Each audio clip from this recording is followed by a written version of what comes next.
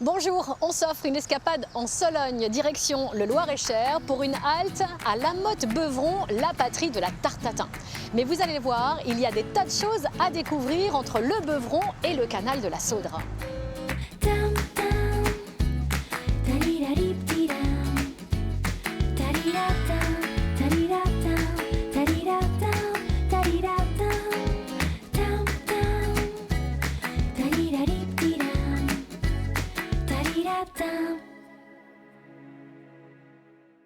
Un potager, c'est pas un fourneau. Hein. Ah, c'est pas très feuillu pour un potager. Ça s'appelle un Non, potager. c'est un potager parce que ça fonctionnait avec des braises de chepinot et récupérait toutes les cendres en dessous. Et il y a cette grande histoire qu'on aime bien raconter en disant qu'elles auraient fait tomber leur tarte à l'envers, d'autres qui disent qu'elles avaient oublié la pâte. Oui, il y en a combien des histoires de cette tarte? Après, il y a l'historique qui veut qu'une des demoiselles Tatin était un peu tête en l'air, qu'en plein service, elle a discuté avec des chasseurs. Et au moment de servir le dessert, elle s'est rendue compte qu'elle avait mis donc le beurre, le sucre, les pommes, et elle avait oublié la pâte. Donc elle a mis un rond de pâte dessus, et elle l'a mise au four, elle l'a ressorti, caramélisé et retourné. D'accord. Donc quand même, c'est toujours le principe de ce qu'on appelle maintenant une tatin, parce qu'on a digressé depuis. Oui. On fait des tatins de tout, des tatins de tomates, des tatins de, Oui, c'est vrai, de légumes. La base, en plus, avec des pommes de région, puisque ici, on ne perdait rien. Hein. Vous imaginez bien qu'avant 1900, il y avait des vergers un peu partout. Ils ont eu l'idée de génie d'en faire une tarte tatin, comme celle-ci. Du coup, si elle était peut-être un peu moins belle, un peu moins parfaite, comme elle était bien tassée dans le fond et caramélisée, ça se voyait moins? C'est possible, oui. Après, on n'a jamais exactement les mêmes, puisqu'on n'a pas... Nous, on prend toutes nos pommes au même endroit, mais il y a des fois, elles sont vertes, des fois, elles rendent beaucoup de jus, des fois, elles sont plus sèches. Donc, nous, on adapte le beurre, le sucre et le temps de cuisson par rapport à cela. Il existe toujours quelques querelles entre les puristes et les modernes pâtissiers. Pour en savoir davantage, j'ai rendez-vous avec la confrérie des Lichonneux de la tarte tatin. Créée en 1979, la belle équipe, emmenée par Jean-Paul Cousin-Martin, grand maître, nous fait une démonstration gourmande. Et ils y mettent sacrément du cœur. Qui soit frais, qui se donne au lait plus fin. C'est un bijou de feu. On va vous montrer comment on fabrique une véritable tarte tatin de la Motte-Beuvron. D'accord. Et attention, c'est sérieux. C'est très sérieux. Mais alors? On va commencer par mettre le beurre et le sucre dans un moule que l'on va faire fondre. Et lorsque le beurre sera fondu et le sucre, sans être caramélisé. Ah bon? Surtout pas de caramel. Mais qu'est-ce qu'on nous a raconté jusqu'à présent alors? C'est faux. Ah, C'est faux. Il faut savoir que le caramel se fait au fur et à mesure de la cuisson de la pomme. D'où les 2 heures qu'il faut pour faire une tarte tatin. Vous avez tout gagné. Mais qu'est-ce qui me dit que vous avez la véritable recette de la tarte tatin? Pourquoi on va vous dire ça? Parce que il y a très longtemps, il y a un grand maître qui a récupéré le cahier d'école d'une des sœurs Tatin, où ils ont retrouvé la manière, la façon dont elles faisaient les tartes. Et alors c'est pour ça que l'on a dit, nous, on veut continuer à faire la véritable recette d'origine. Nous, c'est l'original.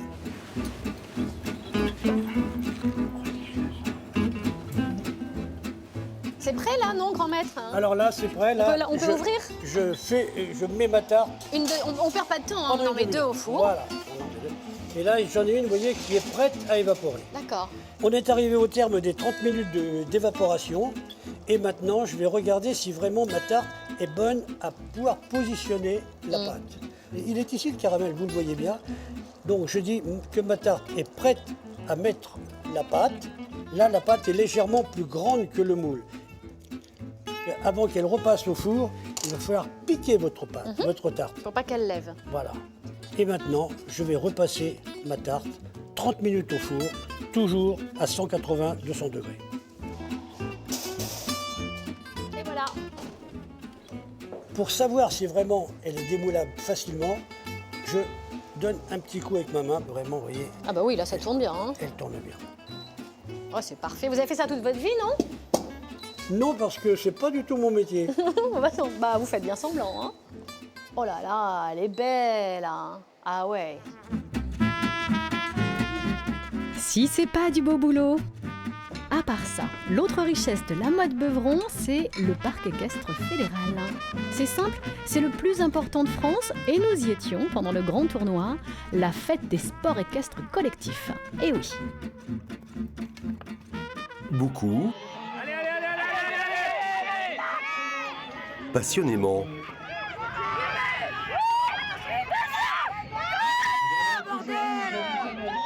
à la folie. L'engouement est à la hauteur de l'événement. Durant 3 jours, 2500 cavaliers, 10 000 spectateurs venus spécialement de tous les clubs de l'Hexagone pour ce grand tournoi. C'est un travail de toute l'année. Puis aujourd'hui, pour ma fille, c'est son anniversaire, donc elle est à fond aujourd'hui. 4 disciplines sont réunies pour ces championnats de France. Le polo, le horseball, mélange de foot, rugby et basket, les pony games, jeux et parcours d'adresse et de rapidité, et pour la première fois, le tir à l'arc à cheval. Des compétitions en simultané sur 400 hectares de terrain que seul le parc de la Motte Beuvron peut offrir.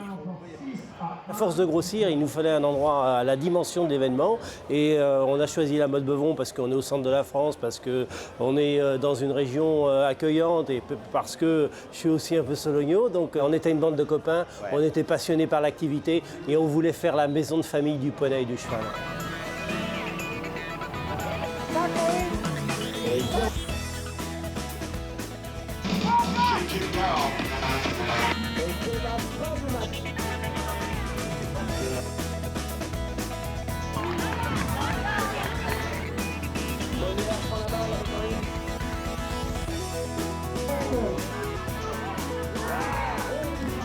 Et ici, chacun décrit sa passion au gré de ses sensations.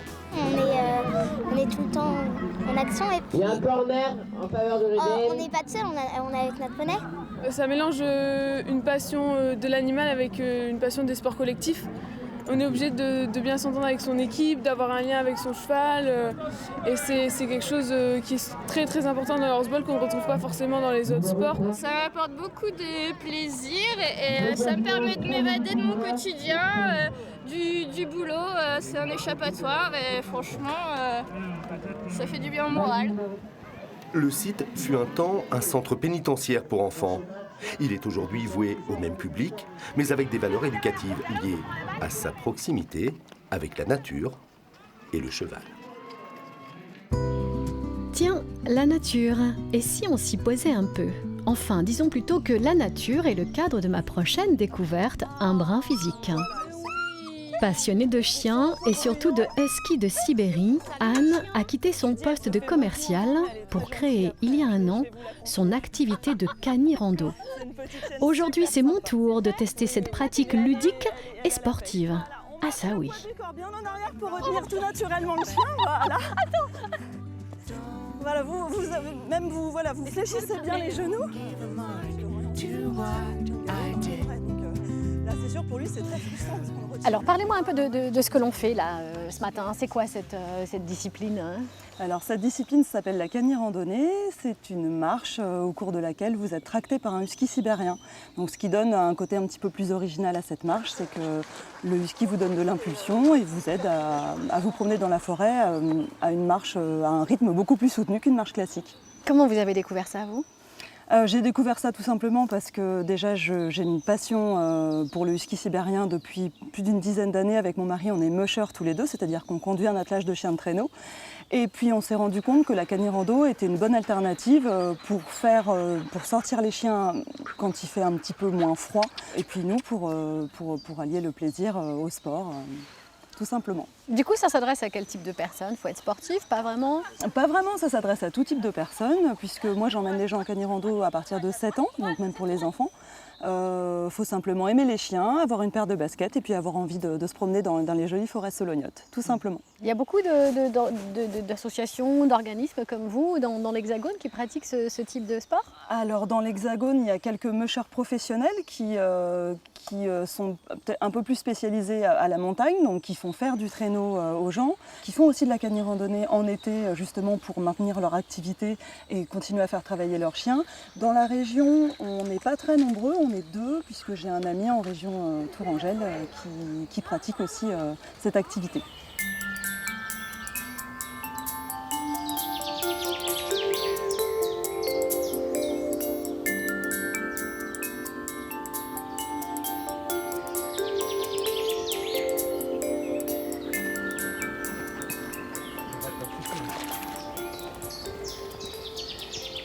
La Cani-Rando, ça ne se fait qu'avec des huskies? Non, pas forcément. Moi, j'ai choisi de le faire avec mes huskies parce que ce sont mes chiens et que je n'ai que des huskies. Mais vous pouvez tout à fait faire de la Cani-Rando avec un autre chien, du moment que c'est un chien qui tracte. Il faut que ce soit un chien qui soit habitué à tracter. Et la majorité des chiens marchent souvent à côté de leur maître. Donc c'est pas forcément évident et pas donné à tous les chiens. Ils doivent avoir quelle faculté au-delà du fait qu'ils doivent tracter? Ils doivent avoir à peu près quel âge? Ce sont tous des chiens qui font de la compétition, même pour certains à haut niveau en hiver.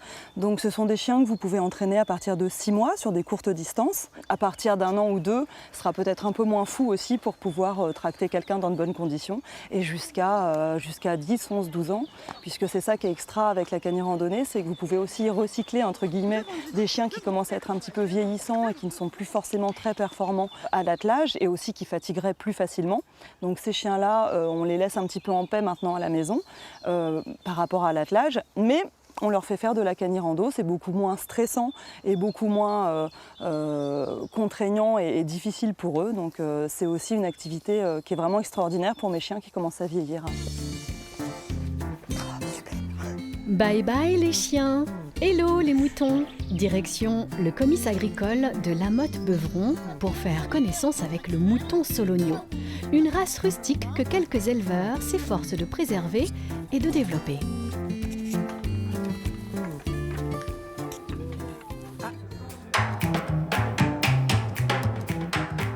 Les stars du comice agricole de La Motte-Beuvron, qui font lever les bras et rester sous la pluie battante, ce sont eux, les béliers Sologno, que des éleveurs venus de toute la France sont venus s'arracher. Ils sont les reproducteurs officiels de la race, les plus beaux mâles de l'Hexagone, élevés en un seul endroit. Ici, en Sologne. On va chercher les béliers. La veille du comice, Céline Boulet part à la recherche de ses bêtes. 66 jeunes et beaux béliers qui ne quittent jamais les champs. Plutôt heureux, là, dans l'herbe comme ça, c'est plutôt sympa comme vie. Hein.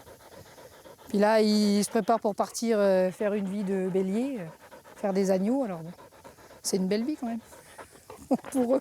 Les Solognos, ils sont réputés pour pouvoir quand même pâturer un peu les pieds dans l'eau, et puis surtout, ils peuvent se nourrir de ronces, de chardons, de plein de choses comme ça. Donc ils font beaucoup d'entretien du paysage, quoi. Ils font du défrichement, ils font de l'entretien en éco-pâturage, parce qu'ils ont cette caractéristique-là, quoi. Pour être vendus le lendemain au comice, les béliers sont équipés d'un collier les identifiant. 315, 155. Dernière étape pour Céline, avant de les voir partir. Il y a un petit pincement quand même, parce que là les prochains ils reviennent, tout l'été, après j'en ai pas. Comme tous les gens qui goûtent au Sologno, j'ai attrapé le virus, quoi. Voilà. Pourquoi ? C'est une brebis qui est très attachante. Déjà, elle a une couleur très originale. Hein. C'est la seule brebis en France qui a cette couleur marron. Et puis après, c'est un animal assez sympathique, qui est proche de l'homme, mais en même temps qui garde son côté un peu sauvage d'animal rustique, quoi. Allez, viens. Viens voir maman, toi. Allez, coucou. Vous êtes mieux monté que descendu, dis donc. Famille 2. Le jour de la vente, les responsables de la race au sein de l'organisme de sélection génétique Géode sont là. Un jour important pour eux tous, révélateur du renouveau de la race. En voie de disparition il y a 40 ans, le cheptel est aujourd'hui remonté à 3500 bêtes. C'est un patrimoine de la région. Ça, il ne faut pas oublier de le dire. Parce qu'elle est directement liée au territoire, au terroir de notre région. Elle a été façonnée par notre région pendant des siècles. Donc ça serait dommage qu'elle disparaisse, quoi. Aujourd'hui, la réputation de la solognotte s'est répandue dans toute la France. Ah, j'ai jamais fait une vente comme ça, hein. La bataille fait rage entre les éleveurs. Céline les départage par tirage au sort. Allez, on y va pour le 15, c'est vendu. Donc le 47. Un peu stressés, tous veulent repartir avec le plus beau bélier. Monsieur, plein environnement. Eh bien, on va le laisser à plein environnement, monsieur Feugère. Au final, les 66 béliers ont été vendus. Tous vont partir coloniser le reste de la France et y représenter le patrimoine ligérien. Nous sommes à Souvigny en Sologne, à 12 km à l'est de La Motte-Beuvron. Après 2 films tournés en Chine, Jean-Claude Raoul est revenu chez lui.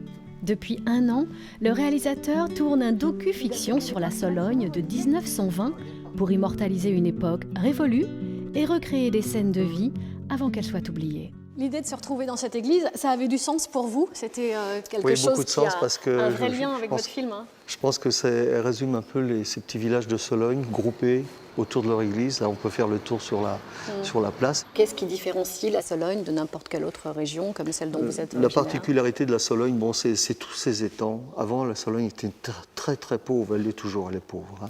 Il y avait ces étangs et c'était infesté de moustiques. Il y avait le paludisme qui s'est arrêté qu'en 1935, il faut savoir que c'est récent.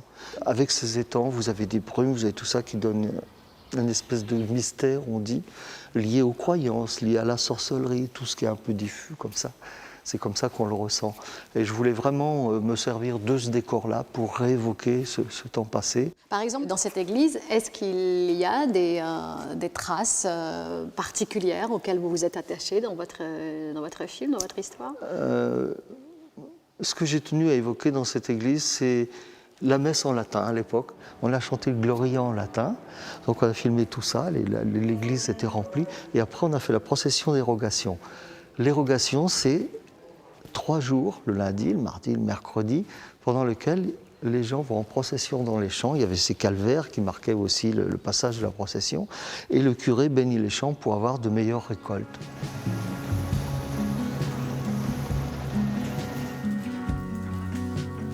Attends, elle existera encore.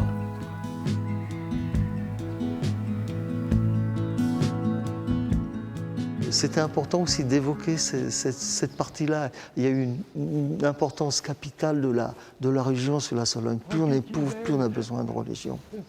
Cette procession, elle était organisée comme pouvait l'être la société aussi? On mettait la bourgeoisie devant, les nobles et tout ça. Après, les enfants de chœur, le curé qui bénissait les champs. Après, il y avait les confréries, il y avait les hommes, et puis à la fin, il y avait les femmes. Ah, je les attendais. Donc elles étaient évidemment tout à la fin. Toujours on a un peu progressé depuis. Hein. Ça a énormément progressé. Tout ça était finalement le reflet de la société telle qu'elle était à l'époque. Ça a duré longtemps. Les femmes ont pris conscience qu'ils pouvaient remplacer les hommes, qu'ils pouvaient faire les récoltes, qu'ils pouvaient un peu se passer d'eux, même si c'était triste à l'époque. Et ils se sont dit, il faut quand même qu'on prenne un petit peu plus notre part dans la société. Donc ça a été les années folles, après pouvoir dire, bon, c'était la der des der, mensonge auquel tout le monde voulait croire, mais c'était pas possible. L'histoire qui est racontée là, en réalité, c'est pas une grosse imagination, c'est un reflet de la réalité, c'est une caricature de la réalité de cette époque-là. Voilà ce que c'est. Partons plein ouest, à Ligny-le-Ribaud, à une trentaine de kilomètres, pour découvrir un autre vieux métier de Sologne. La tuilerie de la Bretèche fabrique et cuit à l'ancienne des briques. Elles servent à la restauration d'une bonne partie du patrimoine du Val-de-Loire, comme sur ce chantier du Vieil Orléans. Admirer du ciel la Loire et le cœur historique d'Orléans, c'est un petit plaisir que s'offre régulièrement Aymeric, un privilège qui nécessite quelques efforts, mais qui lui permet de contrôler un chantier sur lequel il a travaillé. Arnaud, ça va bien? Ça va pas mal. Avance comme tu veux? Oui, ça va bien. Le chantier avance là. Presque. 2 pierres à changer? 2 pierres, 3 pierres à changer. Oui, mais en briques, c'est pour mal. Hein. Oui, c'est pas mal. En couleur, ils sont superbes. Sa spécialité à lui, ce sont les briques, mais pas n'importe lesquelles.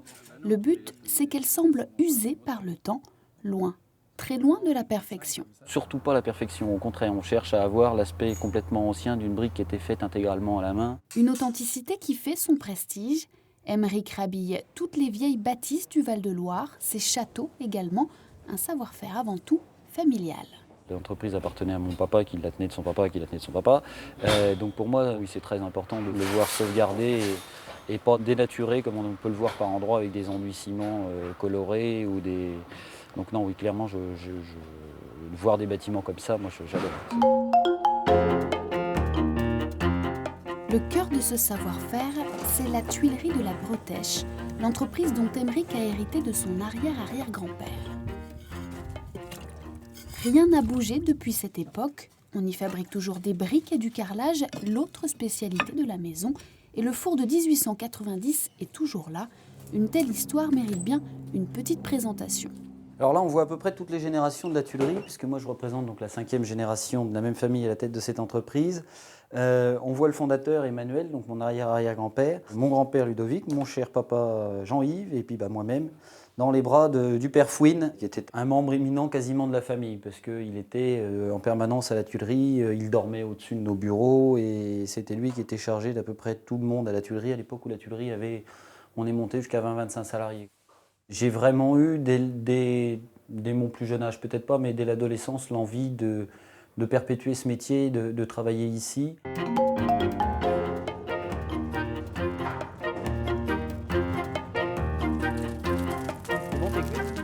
Il est cuit là? Ah bah là, presque. Presque, t'as combien? Ah là, je suis à 1000. Ce four date de 1953, il a été construit pour mon grand-père par monsieur Charles Doux.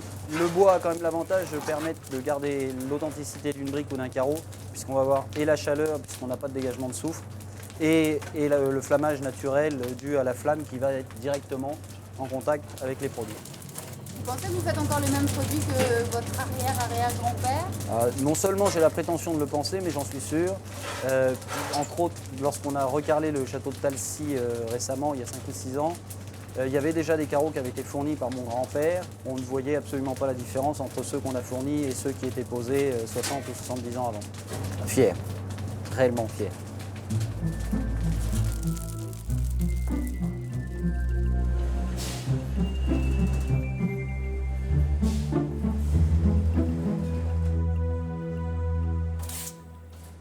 Jean, le doyen des employés, perpétue lui aussi la tradition. Aujourd'hui, il fabrique du carrelage, il reproduit des gestes vieux de plus de 100 ans. J'ai commencé avec le père d'Emeric. Je suis rentré le 1er juin 1976 et je suis toujours ici. Voilà, on fait des belles choses. Amboise, Chambord, un peu partout. On reconnaît notre travail.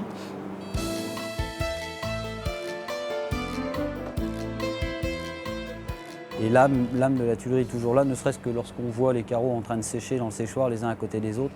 Effectivement, on se croirait dans un film des années 20. Mais c'est superbe.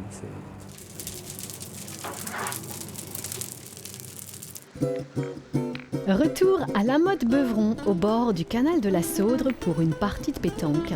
Depuis qu'il est enfant, Elio se joue aux boules ici. Un rendez-vous incontournable pour le nouveau président. Et aujourd'hui en plus, c'est concours de doublette. En doublette. J'ai un tireur et j'ai un pointeur. Et vous êtes un tireur? Je suis un tireur. Bonjour, le tireur. Bonjour. Le principe, c'est toujours ça, il faut se rapprocher le plus du cochonnet. Alors là, il a mis une boule à côté d'un cochonnet. Donc il est pas mal, hein? Et il est pas mal, et c'est moi, le tireur, essayer de la tirer. Parce que ça vous plaît pas, la boule à côté du cochonnet? Ça me plaît pas. Ah non, ça vous plaît pas. Un tireur, c'est ça. Bon, allez-y, tirez, je vous regarde. Reste là. J'ai bien vu, vous avez